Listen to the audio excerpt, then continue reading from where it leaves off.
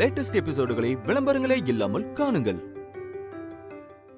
கட்டின புருஷன் தப்பானவன்னு தெரிஞ்சா, விருப்பம் இல்லாம கல்யாணம் நடந்தா, தாலிய கழட்டி அவன் முகத்துல தூக்கி வீசி வேற ஒரு லைஃப பாத்துட்டு போற எத்தனையோ பொண்ணுங்க உருவாயிட்டாங்க. அப்படி இருக்கும்போது இவங்க இன்னும் வாழவே ஆரம்பிக்கலையே. அதுக்கு இவங்க சொல்ற காரணத்தை எல்லாம் என்னால நம்பவும் முடியல, ஏத்துக்கவும் முடியல.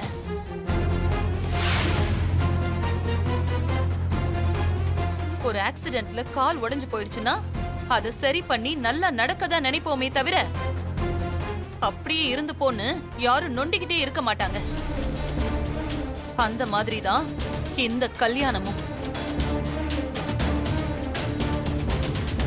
ஆனா இங்க அதை தூக்கி போட சொன்னா அட்ஜஸ்ட் பண்ணி வாழ்றோம்னு சொல்றாங்களே. அத்தனை பேருக்கு முன்னாடி உன் பையன் தாலியை கட்டியிருக்கான். தாலியை கட்டி வச்சுட்டு போனா உன் பையனுக்கு இன்னொரு பொண்ணு கிடைக்கும். ஆனா வாணிக்கு இன்னொரு மாப்பிள்ள கிடைப்பானா? ஏன் கிடைக்க மாட்டான்? நானே ஒரு மாப்பிள்ளைய பார்த்து கல்யாணம் பண்ணி வைப்பேன். கல்யாணம் பண்ணி வச்சினா அவன் இவ கூட சந்தோஷமா சேர்ந்து வாழ்ந்துருவானா? ஏற்கனவே நடந்த கல்யாணத்தை பத்தி அவன் இவகிட்ட பேசவே மாட்டானா? இப்ப வாழ்க்கையை நரகமாயிடும். அத பத்திலாம் நீ கவலைப்பட மாட்ட. ஏன்னா இவ யாரோ ஒரு பொண்ணுதான். முடியாதுங்கிறதுக்கு 1000 காரணம் சொல்லலாம். முடியும்னா காரணமே சொல்ல தேவையில்லை. மண்டபத்துல இருந்து நான் அமைதியா வந்துட்டதுனால நான் இந்த கல்யாணத்தை ஏத்துக்கிட்டேன்னு நீங்க எல்லாரும் நினைச்சிருக்கலாம்.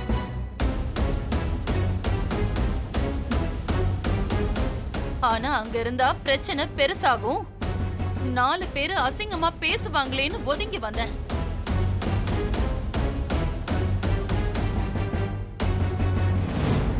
அவ்வளவுதான்.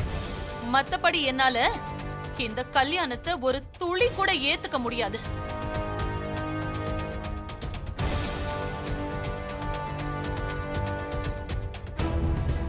எப்போ நீ என்னையே எதிர்த்து நிக்க துணிஞ்சிட்டியோ அப்பவே நீ இந்த வீட்ல இருக்கிற அருகதைய இழந்துட்ட.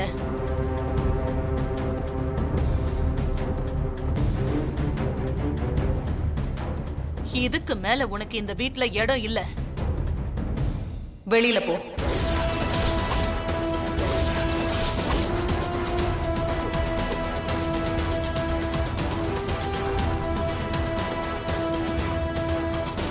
வெளியில போன்னு சொன்னேன்.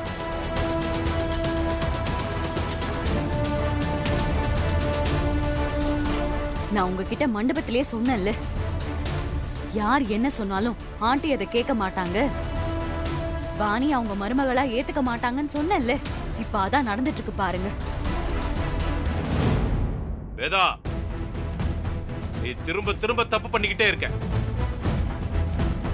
இப்படி தாலி கட்டி கூட்டிட்டு வந்த ஒரு பொண்ணை எங்கேயாவது போன்னு சொன்னா அவ எங்க போவா? அவ எங்க வேணாலும் போகட்டும், அத பத்தி எனக்கு எந்த கவலையும் இல்ல. அவ போய் வாழ்றதுக்கு பணம் வேணாலும் கொடுக்கறேன், வாழ்க்கெல்லாம் கொடுக்க முடியாது. பணத்தால எல்லா பிரச்சனையும் சரி பண்ணலாம்னு நினைக்கிறியா? இந்த விஷயத்துல இதுதான் என் முடிவு. அவ இந்த வீட்ல இருக்க கூடாது. மா, நான் எப்பயும் போல இந்த வீட்ல ஒரு மூலையில இருந்துக்கிறேம்மா. என்ன இங்க இருந்து போக சொல்லாதீங்க.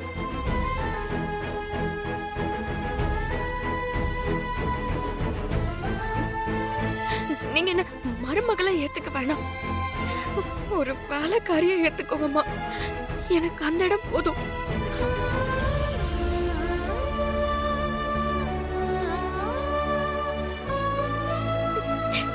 என்ன அனுப்பிடாதீங்கம்மா. வாணி,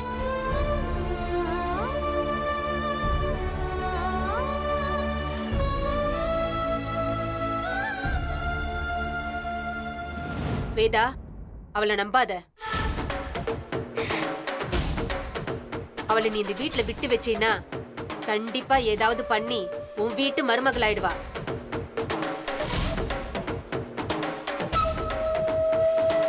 எல்லாரோட மனசையும் மாத்திருவா. அதுக்கு நீ இடம் கொடுத்துட கூடாது. அத சொல்றதுக்கு நீங்க யாரு? உங்களுக்கு எங்களுக்குமான உறவெல்லாம் அந்த மண்டபத்தோடய முடிஞ்சு போச்சு.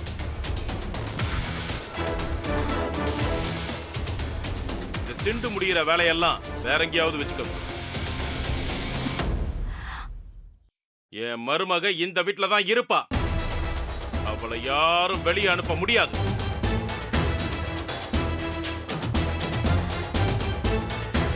வாணி, நீ தைரியமா இருமா, நான் பாத்துக்கிறேன். அப்படி நீங்க சொன்னா நடந்துருமா? என்ன பகைச்சுக்கிட்டு இவளால இந்த வீட்ல நிம்மதியா வாழ்ந்துட முடியுமா? ஏன் முடியாது? நீ என்ன புலியா சிங்கமா? அவளை கடிச்சு கொதறிடுவியா? நேத்து வரைக்கும் அவ யாரோ ஒரு பொண்ணுதான்.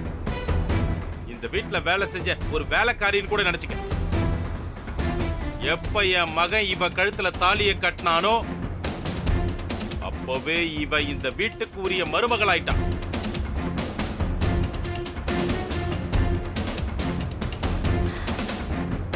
இனி இவ உயிர் போற வரைக்கும் இந்த வீட்டுல தான் இருப்பான். இங்கதான் இருக்கணும். இனி அவளை வேலைக்காரியா கூட ஏத்துக்க முடியாதுன்னு நான் சொல்லிக்கிட்டு இருக்கேன். நீங்க அவளுக்கு மருமகங்கிற அங்கீகாரம் கொடுக்கறீங்களா? நான் சொல்லல, ஊரே சொல்லுது. வேதா வீட்டுல வேலை செஞ்ச வாணிங்கிற பொண்ணுதான் இனி அவ மருமகன்னு ஊரே சொல்லுது.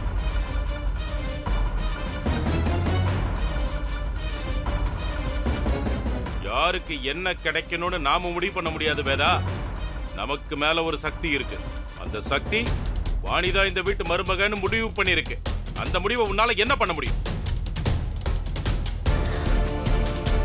அக்னி சாட்சியா 1000 பேர் சாட்சியா சஞ்சய் வாணி கழுத்துல தாலி கட்டி இருக்கான்.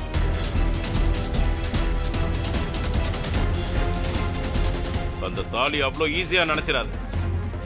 வாணிதான் இந்த வீட்டு மருமக. பிடிக்கலனாலும் நீ அதை ஏத்துக்கிட்டு தான் ஆகணும். இல்ல இல்ல இல்ல இல்ல,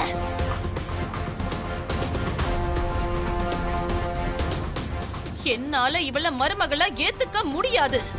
மண்டபத்துல இருந்து நீ அமைதியா வந்ததுனால அங்க எல்லாரும் பேசுனதை நீ புரிஞ்சுக்கிட்ட, மனம் திருந்திட்டேன்னு நான் நினைச்சேன்.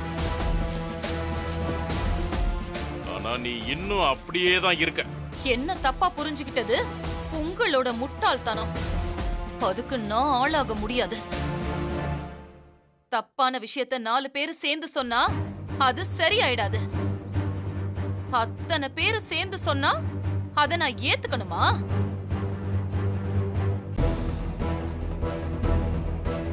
இன்னும் ஏன் இங்க நின்னுட்டு இருக்க?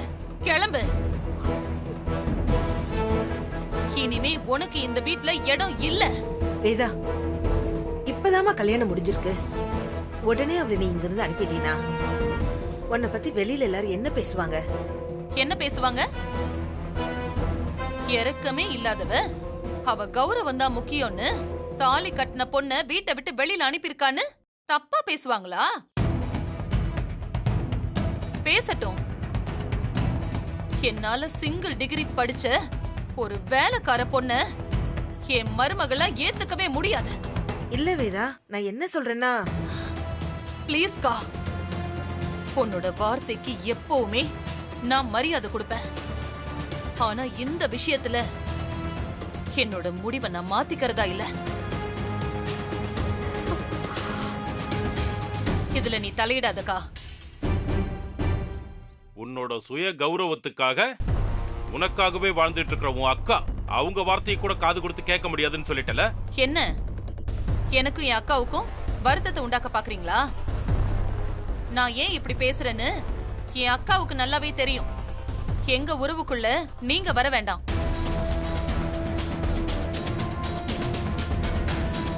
கிளம்பு.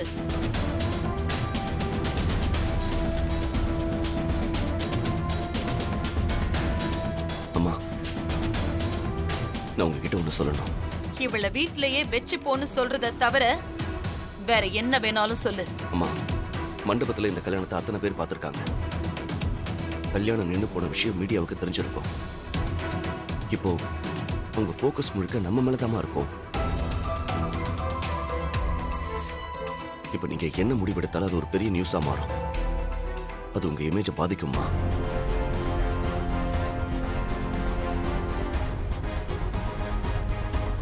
அது மட்டும் இல்லம்மா, அந்த சகுந்தலா ஜெயில இருந்து ஜாமீன் வாங்கிட்டு வந்துட்டாங்களாம். அவங்க இந்த பாயிண்ட் எல்லாம் அவங்களுக்கு ஃபேவரா யூஸ் பண்ணிக்க பார்ப்பாங்கம்மா.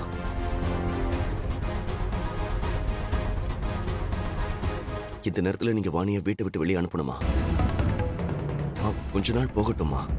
என்னடா இவ்ளோ நேரம் உங்க அப்பா திமிரா சொன்ன விஷயத்த நீ சாஃப்ட் டோன்ல சொல்லி என்ன கன்வின்ஸ் பண்ண பாக்குறியா? அம்மா, நீ சொல்றத கன்சிடர் பண்ணாலுமே எத்தனை நாளைக்கு இவளை இங்க வச்சுக்கிறது? என்ன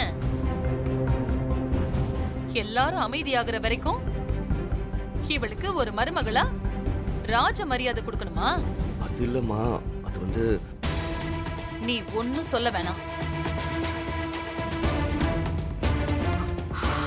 பாத்தியா, நீ இங்க இருக்கிற ஒவ்வொரு நிமிஷமும் இந்த வீடு அதோட நிம்மதியை தொலைச்சிட்டு இருக்கு. என் ஹஸ்பண்ட், என் பசங்க எல்லார் கூடயும் உன்னால எனக்கு பிரச்சனை வந்துட்டு இருக்கு. இனியும் நீ இங்க இருந்தா அது இன்னும் அதிகமாகும். எங்க உறவுக்குள்ள அது பெரிய விரிசலை உருவாக்கி இந்த குடும்பத்தையே துண்டாக்கிடும்.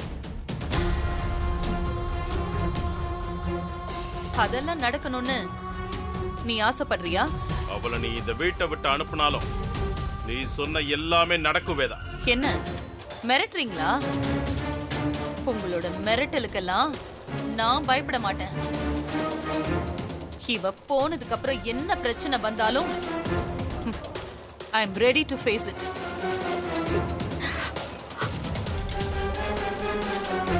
கிளம்புன்னு சொன்னல.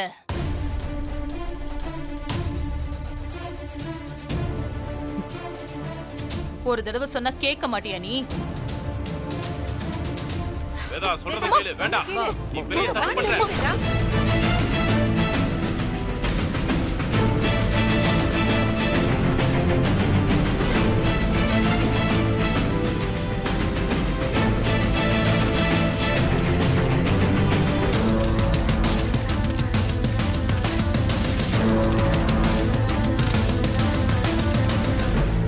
மேடம், இவங்க தான் உங்க மருமகளா?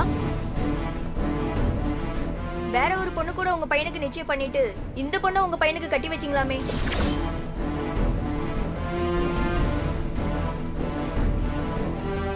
நல்லா படிச்ச பொண்ணு தான் உங்க மருமகளா வரணும்னு சொன்னீங்க. ஆனா இப்போ உங்க வீட்ல வேலை செய்யற பொண்ணையே மருமகள் ஆக்கியிருக்கீங்களே, அதுக்கு என்ன காரணம்?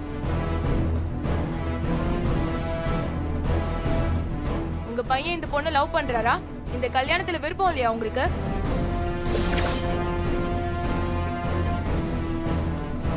இப்ப எதுக்கு மேடம் இந்த பொண்ணை கையை பிடிச்சி இழுத்து வந்தீங்க? இவங்களை வீட்டை விட்டு துரத்த போறீங்களா?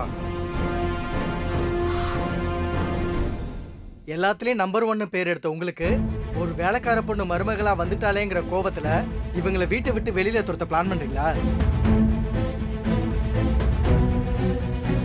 உங்க ஃபேமிலில எந்த நல்ல விஷயம் நடந்தாலும் மீடியாவை கூப்பிடுவீங்க. ஆனா உங்க பையன் கல்யாணத்துல எங்களை டோட்டலா அவாய்ட் பண்ணிட்டீங்களே மேடம், அதுக்கு என்ன காரணம்னு தெரிஞ்சுக்கலாமா? எங்க கிட்ட இருந்து இதெல்லாம் மறைக்கணும்னு இப்படி எல்லாம் பண்ணீங்களா மேடம்? இல்ல கல்யாணத்துல இப்படி கொளறுபடி நடக்கும்னு உங்களுக்கு முன்னாடி தெரியுமா?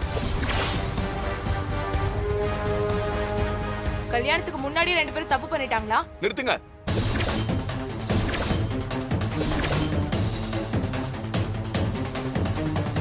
என்னங்க, நானும் பார்த்துட்டே இருக்கேன், உங்க இஷ்டத்துக்கு பேசிட்டே போறீங்க. சார், மீடியானா கேள்வி கேட்க தான் செய்வாங்க. இப்படி எல்லாம் பிரஸ் மீட்ல கத்தக்கூடாது சார். இதுக்கு முன்னாடி உங்க வீட்ல எத்தனையோ பிரஸ் மீட் நடந்திருக்கு. அப்ப எல்லாம் பொறுமையா தானே பதில் சொன்னீங்க. எங்க மீடியானா நீங்க என்ன வேணா கேப்பீங்களா? யார் உங்களுக்கு முதல்ல அந்த ரைட்ஸ் கொடுத்தது? சொசைட்டில நடக்கிற நல்லது கெட்டது எல்லாத்தையுமே மக்கள் கிட்ட கொண்டு போய் சேர்க்கிறது தான் எங்களோட வேலை. அதுக்கு நாங்க எல்லா விதமான கேள்வியும் கேட்க தான் செய்வோம். நீங்க பதில் சொல்லி தான் ஆகணும். கேள்வி கேட்கறது உங்க உரிமைனா பதில் சொல்றது எங்க உரிமை. சொல்லி தான் ஆகணும்னு நீங்க யாரையும் கம்பல் பண்ண முடியாது. அப்படி எல்லாம் சொல்லாதீங்க சார். இன்னைக்கு நீங்க இவ்வளவு பெருசா வளர்ந்துருக்கீங்கன்னா அதுக்கு உங்க உழைப்பு மட்டும் காரணம் இல்ல, அந்த உழைப்பை எல்லார்கிட்டயும் கொண்டு போய் சேர்த்த மீடியாவும் ஒரு காரணம். அதை மறந்துட்டு பேசாதீங்க. அதுக்காக தாங்க இவ்வளவு நேரம் நான் பொறுமையா பேசிட்டு இருக்கேன். நீங்க கேட்ட கேவலமான கேள்வி வேற யாராவது கேட்டிருந்தாங்கன்னு வைங்களேன், இங்க என்ன நடந்திருக்குன்னே தெரியாது. என்ன சார் மிரட்டுறீங்களா? அப்படியே வச்சுக்கோங்க. எல்லாத்துக்கும் ஒரு லிமிட் இருக்கு. கேள்வி கேட்கறோங்கிற பேர்ல நீங்க என்ன வேணா கேட்பீங்களா? என்ன சார் இப்படி பேசுறீங்க? சார், அப்படிதான் சார் பேசுவேன். கல்யாணங்கிறது எங்களோட பர்சனல். அதை பப்ளிக் கொண்டு போய் சேர்க்கணும்னு ஏதாவது அவசியம் இருக்கா? அதனால என்ன யூஸ்? சார், நீங்க யாரோ ஒரு ஆள் கிடையாது.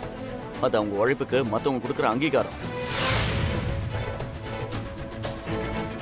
அவங்க தொழில மட்டும் நம்பர் 1 இல்ல, ஒரு பையனோட விருப்பத்தை நிறைவேற்றுறதுலயும் ஒரு அம்மாவா அவங்க நம்பர் 1 தான். இது கொஞ்சம் டூ மச் தான். அவங்க எவ்வளவு பெரிய இடத்துல இருந்தாலும் தான் பையன் விருப்பத்துக்கு குறுக்க நிக்க கூடாதுன்னு சொல்லி ஒரு சாதாரண பொண்ணை தான் மருமகளா ஏத்துக்கிட்டாங்க. அதான் என் அம்மா.